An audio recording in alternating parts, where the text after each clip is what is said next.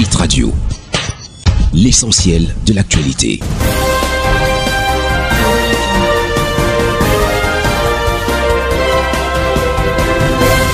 Ghislain Cougo. Le bulletin d'information sur Hit FM 103, bienvenue à tous.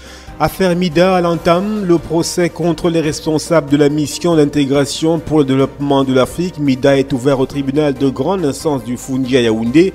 La première audience dans cette juridiction s'est tenue jeudi dernier. 4 responsables de la MIDA, dont un prêtre et une sœur religieuse, étaient devant la barre pour une audience qui a duré une demi-heure environ. L'audience a été renvoyée au 24 mai prochain. Les responsables de la MIDA détenus dans les cellules du groupement spécial d'opération de la police pourront toujours compter sur les souscripteurs qui, jeudi dernier, sont venus massivement pour réclamer leur libération. On rappelle, ces responsables de la MIDA ont été arrêté en avril dernier alors qu'il procédait au paiement de la 7e vague des souscripteurs de cette organisation. Celle-ci multipliait par 5 les gains initialement investis par les souscripteurs qui devaient recruter le maximum de personnes dans le projet.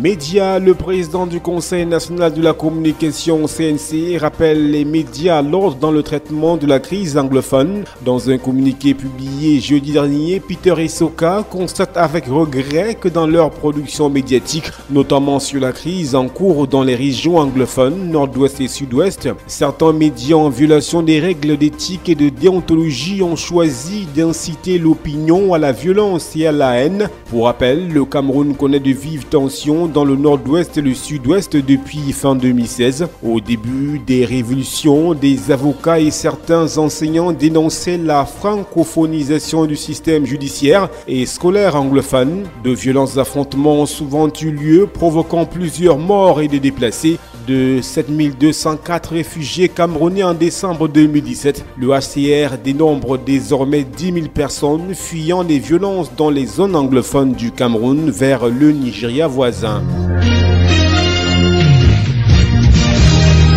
Hadj 2018, nous parlons religion. Les candidats vont moins dépenser que prévu pour leur voyage. En effet, le ministère de l'administration territoriale a publié une note pour préciser le coût du déplacement. Celui-ci a été revu à la baisse sur instruction du chef de l'État camerounais. Ainsi, les pèlerins paieront 2 242 000 francs CFA contre 2 342 000 francs CFA il y a un an. D'après le département ministériel, ce tarif imposé à chaque voyageur va couvrir le transport international des candidats au Hadj jusqu'à la Mecque et les différents besoins sur place, hébergement, restauration, services supplémentaires, etc. D'autres innovations ont été apportées au Hadj. Cette année, la prime des encadreurs est passée de 55 000 francs CFA à 75 000 francs CFA. Les fidèles musulmans vont désormais passer un maximum de 26 jours sur la Terre Sainte, contrairement aux séjours extensibles souvent liés à l'indisponibilité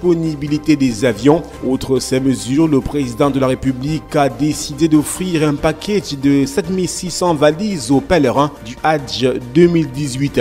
Fête nationale du Cameroun, le Nigeria sera de la partie. Un détachement de 180 soldats appartenant à la Guard Brigade, un corps d'élite de l'armée nigériane, va participer à la parade militaire de dimanche prochain à Yaoundé, la capitale du Cameroun, à l'occasion de la célébration des 46 ans de l'unité nationale et à l'invitation du président de la République Paul Biya. L'invitation de l'armée de ce pays voisin au défilé du 20 mai participe de la démonstration d'excellents liens d'amitié et de coopération entre le Cameroun et le Nigeria, particulièrement au plan de la lutte contre la secte islamiste Boko Haram.